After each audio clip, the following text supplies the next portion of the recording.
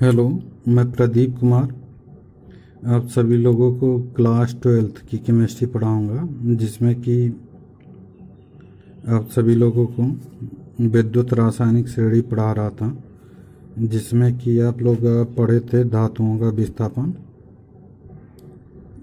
विद्युत रासायनिक श्रेणी के अनुप्रयोग में धातुओं का विस्थापन पढ़े थे, जिसमें अब इसके बाद पढ़ेंगे हम लोग धातुओं द्वारा अम्लों से हाइड्रोजन का विस्थापन। यह चौथा पॉइंट है। धातुओं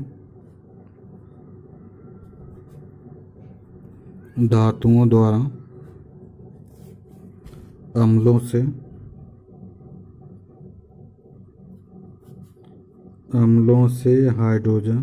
हाइड्रोजन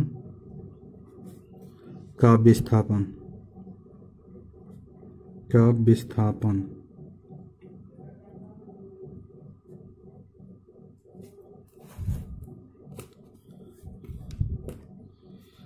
धातुओं द्वारा अम्लों से हाइड्रोजन का विस्थापन। तो इसमें क्या होता है कि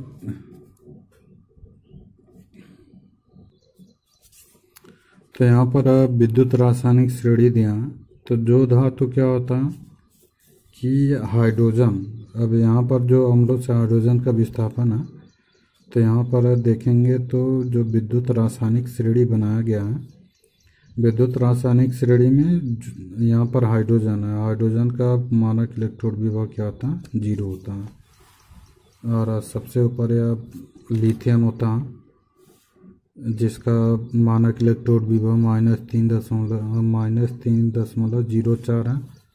और यहाँ पर सबसे नीचे गोल्ड का होता है, जिसका मानक इलेक्ट्रोड विभव 1.34 + 1.36 है। और इसमें जो अम्लों से हाइड्रोजन का विस्थापन है, कौन सा धातु अम्लों से हाइड्रोजन को विस्थापित कर देगा और कौन सा धातु अम्लों से हाइड्रोजन को विस्थापित नहीं कर पाएगा, वह देखने के लिए सबसे पहले देखेंगे कि इसमें जो हाइड्रोजन होता है, हाइड्रोजन का मानक इलेक्ट्रोड विभव 0 होता है। तो इस 0 से जिस धातु का मानक इलेक्ट्रोड विभव 0 से क्या होता है? कम होता है, वह धातु क्या करता है कि किसी भी अम्ल के हाइड्रोजन को विस्थापित कर सकता है। लेकिन जिस धातु का, अब यहाँ पर देखेंगे तो यह 0 है ना, यह माइनस से क्या होता है? बड़ा होता है। तो 0 से यह कम मान है सब। तो यह कह सकते हैं कि जो धातु हाइड्रोजन के ऊपर होता है, वह धातु क्या करता है? अम्लों से हाइड्रोजन को विस्थापित कर सकता है। लेकिन यहाँ पर यह हाइड्रोजन के नीचे क्या होता है? यह कॉपर है, मरकरी है, सिल्वर है, प्लेटिनम है और गोल्ड होता है। और इन सबों का मानक इलेक्ट्रोड विभव 0 से क्या है? ज़्यादा है। तो कह सकते हैं कि जिस धातु का मानक इलेक्ट्रोड विभव हाइड्रोजन के मानक इलेक्ट्रोड विभव से अधिक होता है, वह धातु क्या करता है? अम्लों से हाइड्रोजन को विस्थापित नहीं कर पाता। अर्थात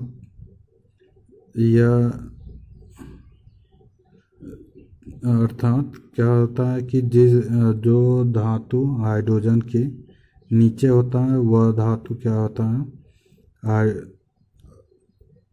अम्लों से हाइड्रोजन को विस्थापित नहीं कर पाता है।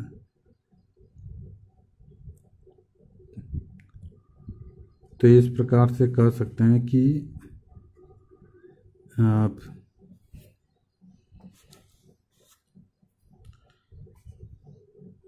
यानी कि इसमें कह सकते हैं कि जे धातु का मानक इलेक्ट्रोड विभव हाइड्रोजन से कम होता है, वह धातु क्या करता है कि अम्लों से हाइड्रोजन को विस्थापित कर देता है, और जिस धातु का मानक इलेक्ट्रोड विभव हाइड्रोजन के सापेक्ष अधिक होता है वह धातु अम्लों से हाइड्रोजन को विस्थापित नहीं कर पाता है।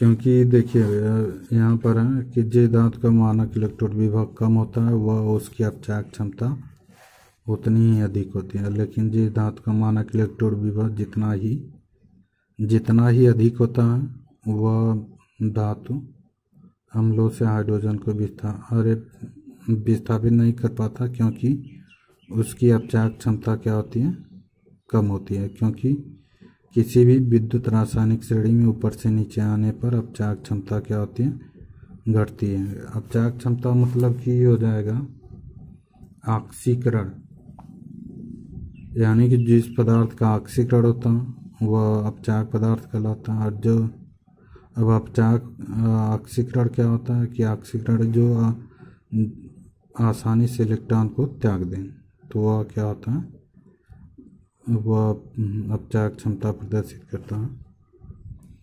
तो यहाँ पर सबसे सक्रिय धातु क्या होता है, लिथियम, इसलिए वह आसानी से इलेक्ट्रॉन को त्याग देता है, इसलिए इसका मानक इलेक्ट्रोड विभव क्या होता है, कम होता है। तो यहाँ पर लिथियम क्या होगा, प्रबल अपचायक होगा, और गोल्ड दुर्बल अपचायक होता है। तो यहाँ पर लिख सकते हैं कि जो धातु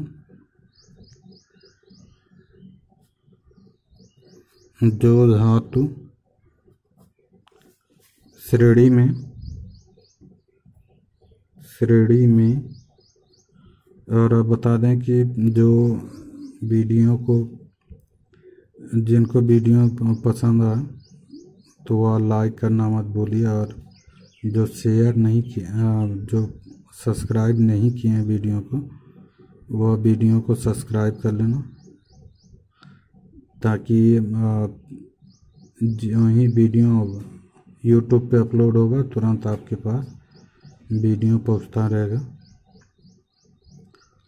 और रोज़ का रोज़ आप लोग देख सकते हैं। तो यहाँ पर आप कह सकते हैं कि जो धातु श्रेणी में हाइड्रोजन से ऊपर होता है, हाइड्रोजन से ऊपर होता है,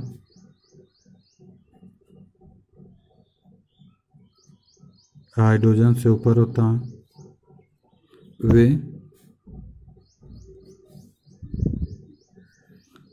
प्रबल अपचायक होने के कारण, प्रबल अपचायक होने के कारण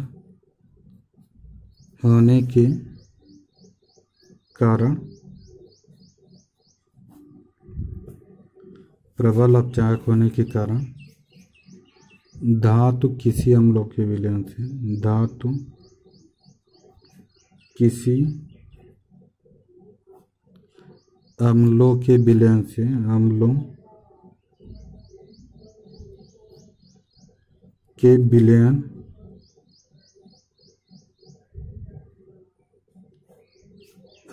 विलयन से हाइड्रोजन को विस्थापित कर देते हैं, हाइड्रोजन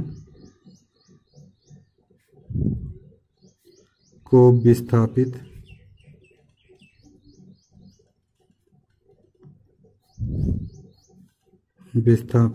डिस्प्लेस्ड कर देते हैं।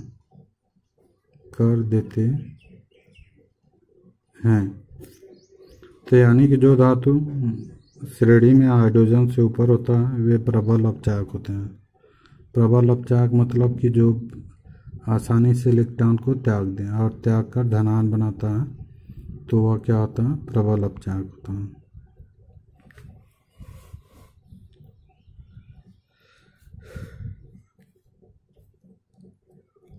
परंतु जो धातु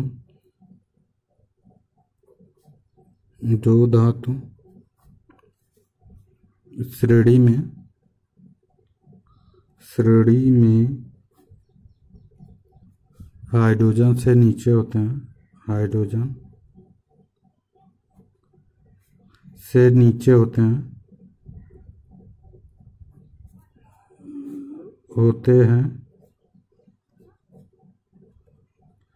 जो परंतु जो धातु श्रेणी में हाइड्रोजन से नीचे होते हैं वे प्रबल अपचायक होने के कारण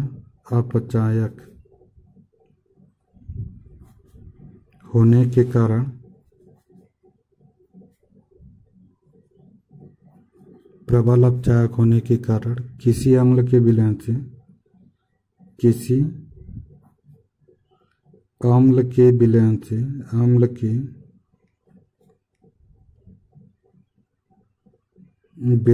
से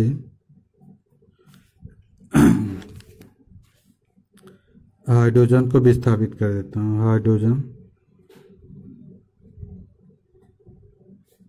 हाइड्रोजन को विस्थापित कर देता हूँ।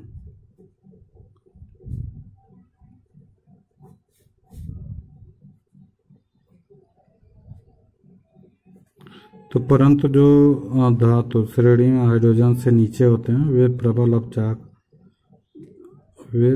अपचायक होने के कारण किसी अम्ल के, यहाँ पे प्रबल नहीं रहेगा, दुर्बल रहेगा, दुर्बल अपचायक होने के कारण किसी अम्ल के विलयन से हाइड्रोजन को विस्थापित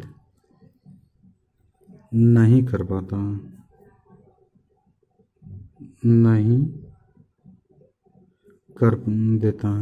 नहीं कर पाता।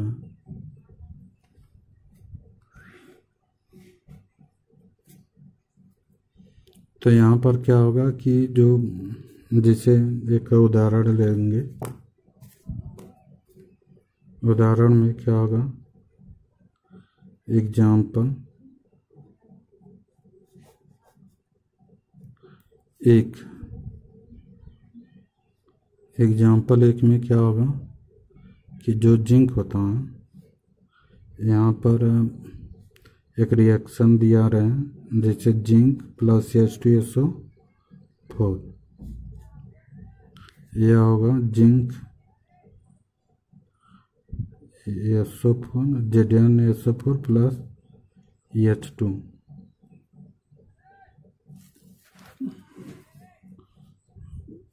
और यहाँ पे Cu प्लस H2SO4, तो यहाँ पर हो जाएगा नो रिएक्शन।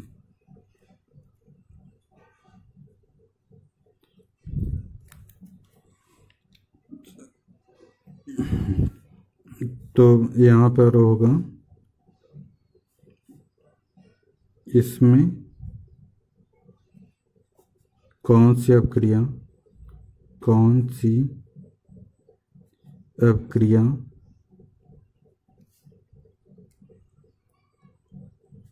संभव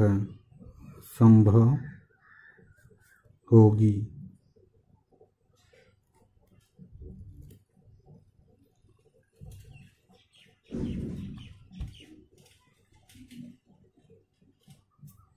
मान लीजिए यहाँ पे तो पूरा रिएक्शन ही दे दिया है,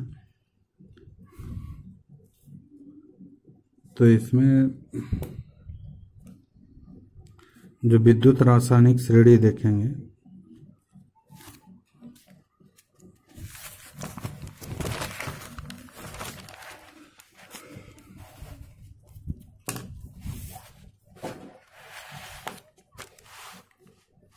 जो विद्युत रासायनिक श्रेणी देखेंगे तो विद्युत रासायनिक श्रेणी में क्या होता है, यहाँ पर जिंक है और यहाँ पर क्या है, कॉपर है।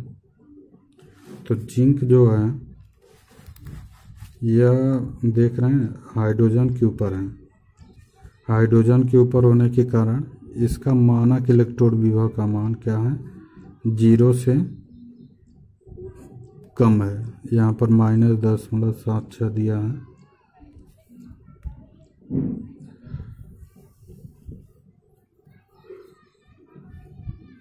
तो 0 से कम होने के कारण यह जो जिंक होगा यह प्रबल अपचायक का कार्य करेगा।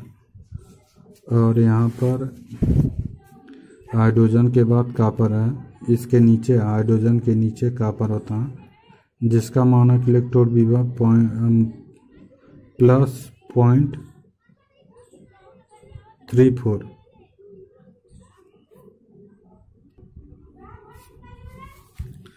तो इस प्रकार कह सकते हैं कि जो जिंक होता है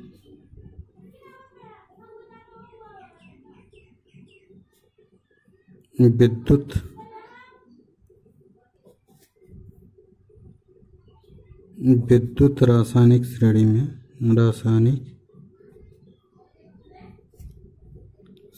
में हाइड्रोजन से ऊपर होने के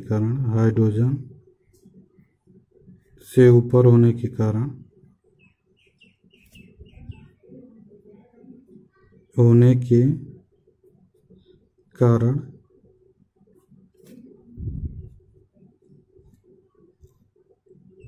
विद्युत रासायनिक श्रेणी में हाइड्रोजन, जो जिंक होता है, जिंक हाइड्रोजन से ऊपर होने के कारण जिंक की अपचायक क्षमता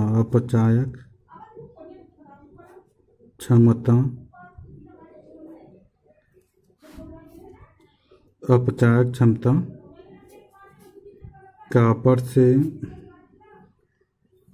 अधिक होती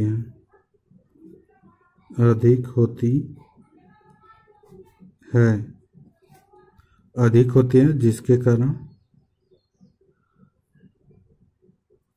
जिसके कारण जिंक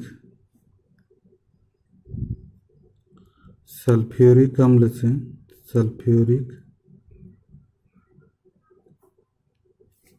अम्ल से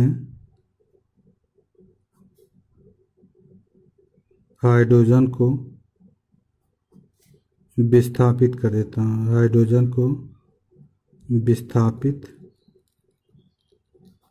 कर देता है,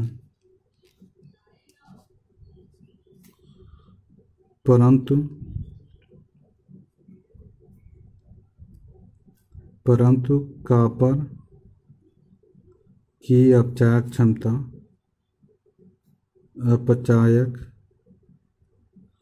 क्षमता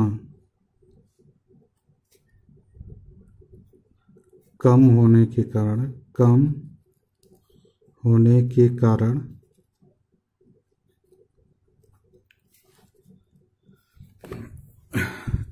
के कारण यह सल्फ्यूरिक अम्ल से हाइड्रोजन को विस्थापित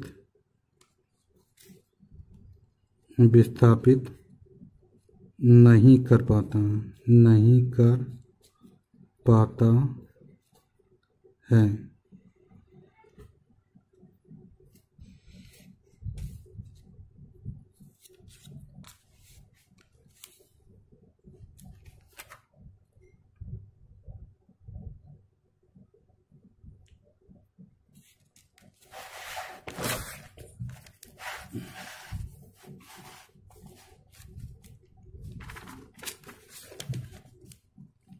इसी तरह से एक और रिएक्शन है,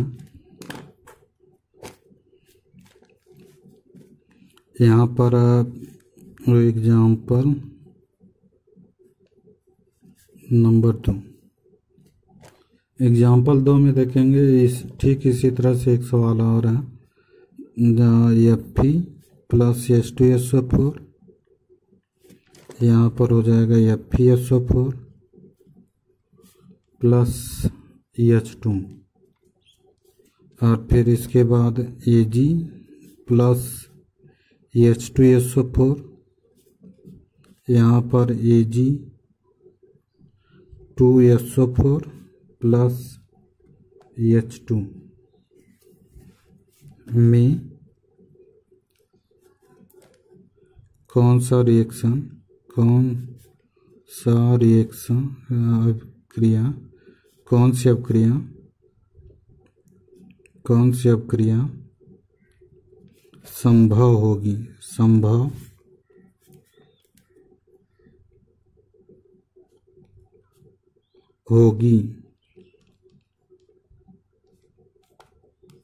कौन सी अपक्रिया संभव होगी।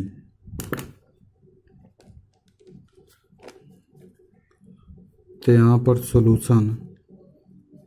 सॉल्यूशन में देखेंगे तो जो यहाँ पर Fe plus H2SO4 equal to FeSO4 plus H2 और यहाँ पर 2Ag plus H2SO4 Ag2SO4 plus H2, ये इन दोनों में कौन सी अपक्रिया क्या है, संभव है, कौन सी अपक्रिया होगी और कौन सी अपक्रिया नहीं होगी, यह देखना है। तो इसमें यहाँ पर Fe क्या कर रहा है, हाइड्रोजन को यहाँ पे विस्थापित कर दे रहा है और यहाँ पर सिल्वर विस्थापित करके ये Ag2SO4 बना रहा है। लेकिन यहाँ पर यह विद्युत रासायनिक श्रेणी में देखेंगे कि हाइड्रोजन से ऊपर कौन है और हाइड्रोजन से नीचे कौन होता है।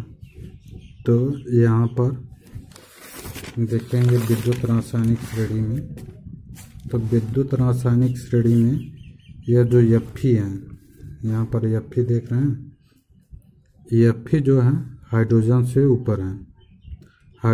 ऊपर है, जिस और इसका जो मानक इलेक्ट्रॉन विभव है वो -0.44 है।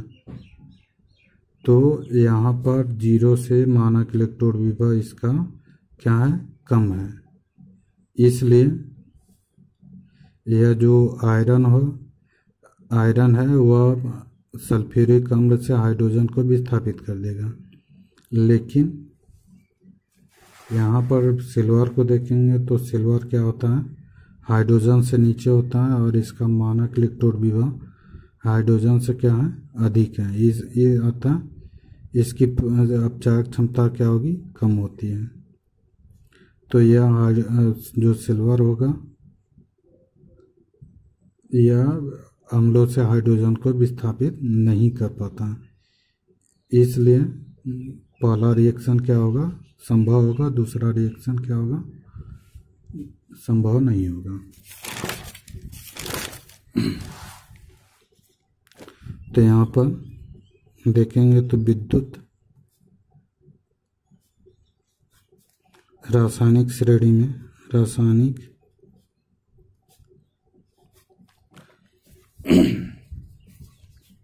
विद्युत रासायनिक श्रेणी में आयरन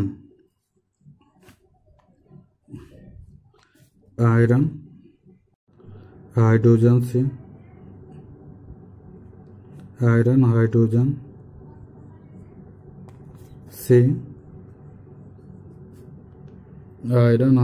से ऊपर है और सिल्वर क्या होता है, सिल्वर नीचे है।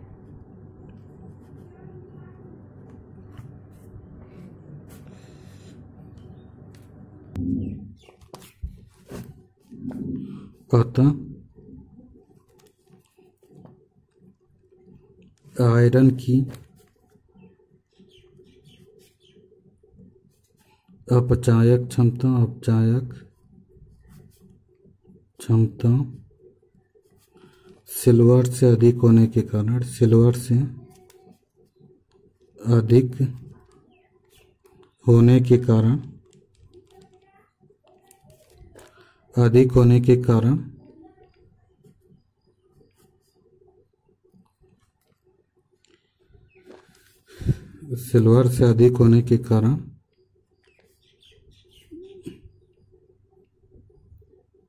आयरन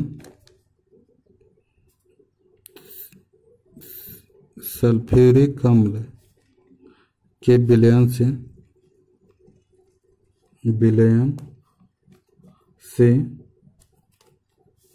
सल्फ्यूरिक अम्ल के विलयन से हाइड्रोजन को विस्थापित विस्थापित कर देता है। विलयन से हाइड्रोजन को विस्थापित कर देता है।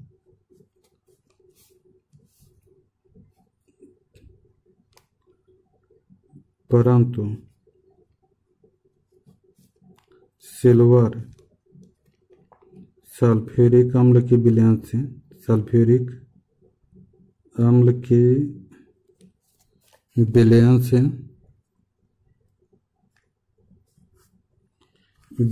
से हाइड्रोजन को विस्थापित नहीं कर पाता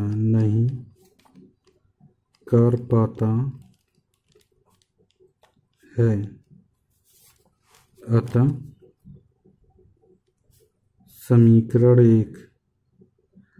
अतः समीकरण एक संभव होगा।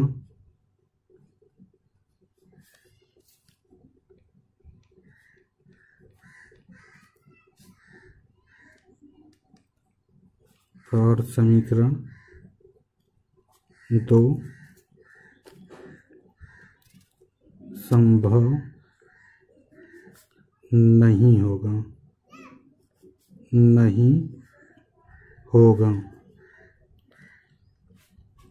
अतः समीकरण 1 संभव होगा और समीकरण 2 क्या होगा? संभव नहीं होगा।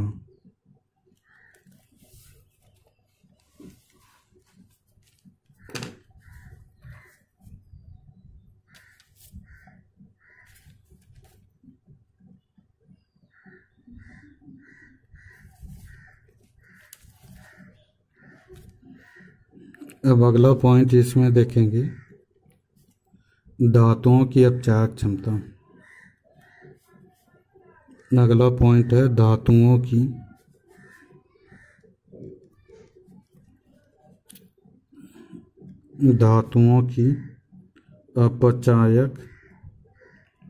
अपचायक क्षमता या ऑक्सीकृत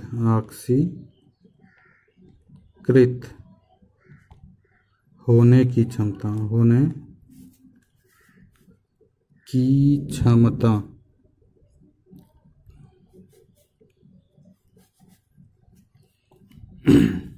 धातुओं की अपचायक क्षमता या ऑक्सीकृत होने की क्षमता। तो पिछले वीडियो में हम लोग पढ़े थे वह रासायनिक सक्रियता। तो उसमें बताया भी गया था कि जो धातु यानी कि विद्युत रासायनिक श्रेणी में जब ऊपर से नीचे आते हैं तो रासायनिक सक्रियता का मान क्या होता है? घटता है। तो यानी कि सबसे ऊपर जो जिसका मानक इलेक्ट्रॉन विभव जितना कम होता है वो आसानी से इलेक्ट्रॉन को उतना तेजी से त्याग सकता है और अब इलेक्ट्रॉन को तेजी से त्यागने के कारण वह ऑक्सीकरण गुण प्रदर्शित करता है। ऑक्सीकरण यानी कि जो ऑक्सीकरण को प्रदर्शित करता है वह अपचायक क्षमता अपचायक पदार्थ होता है।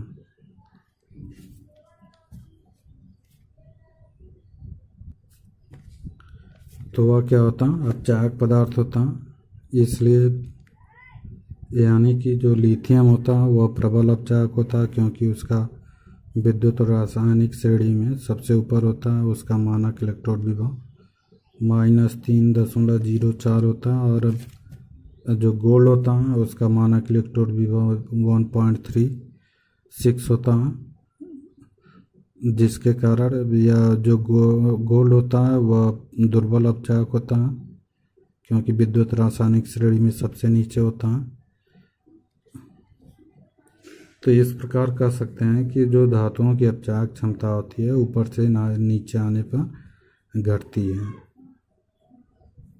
क्योंकि उनके मानक इलेक्ट्रोड विभवों के मान क्या होते हैं, बढ़ते हैं। तो जो धातु का मानक इलेक्ट्रोड विभव कम होता है वह अब उसकी अपचायक क्षमता अधिक होती है, और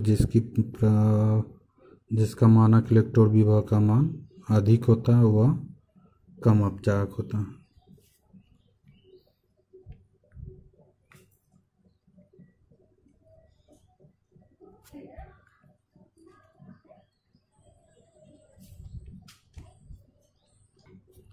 तो यहाँ पर लिख सकते हैं विद्युत रासायनिक श्रेणी में विद्युत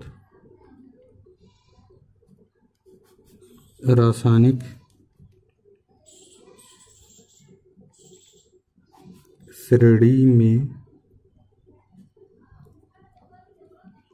श्रेणी में धातुओं की अपचायक क्षमता धातुओं की अपचायक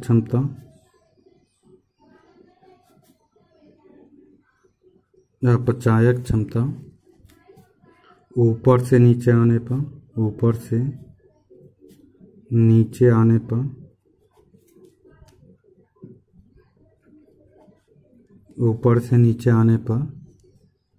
घटता है,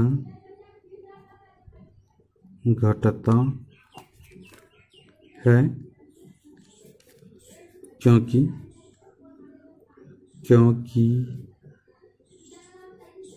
उनके मानक इलेक्ट्रोड विभव के मान बढ़ते हैं।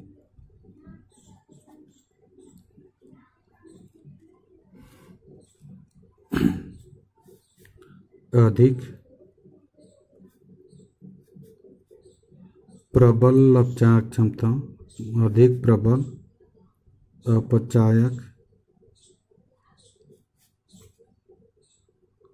क्षमता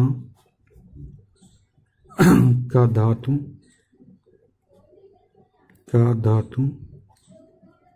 अपने से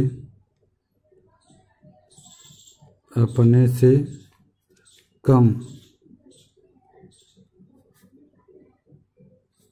अपचायक क्षमता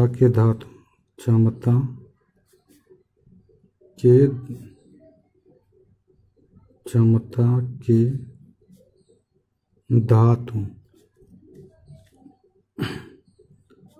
के धनायनों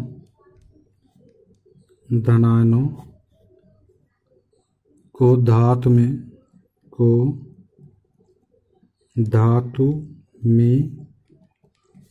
अपचयित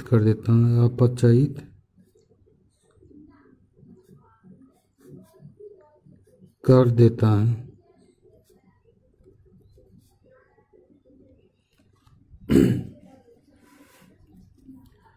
तो यहाँ पर विद्युत रासायनिक श्रेणी में धातुओं की अपचायक क्षमता ऊपर से नीचे आने पर घटता है, क्योंकि उनके मानक इलेक्ट्रोड विभवों के मान क्या होते हैं, बढ़ते हैं।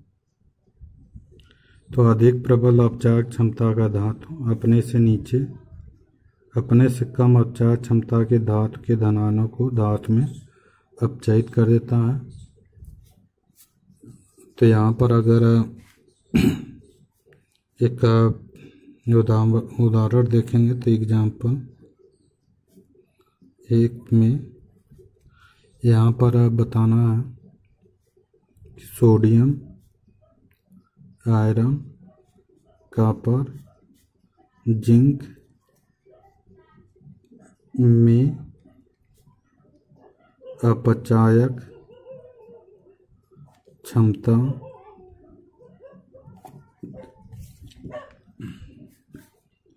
के घटने का क्रम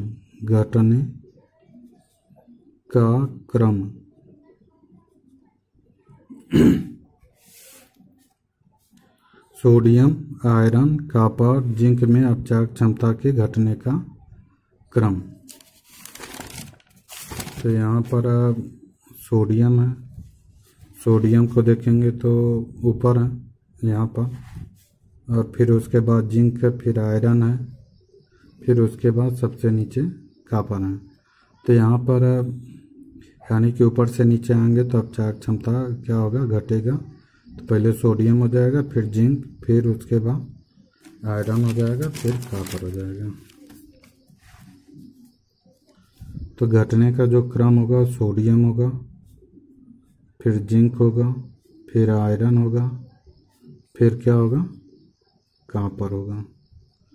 तो सबसे अधिक मानक इलेक्ट्रोड विभव कॉपर का होता है। यहाँ पर सबसे कम मानक इलेक्ट्रोड विभव सोडियम का होता है। तो इसमें सोडियम प्रबल अपचायक होगा और कॉपर सब दुर्बल क्या होगा, दुर्बल अपचायक होगा।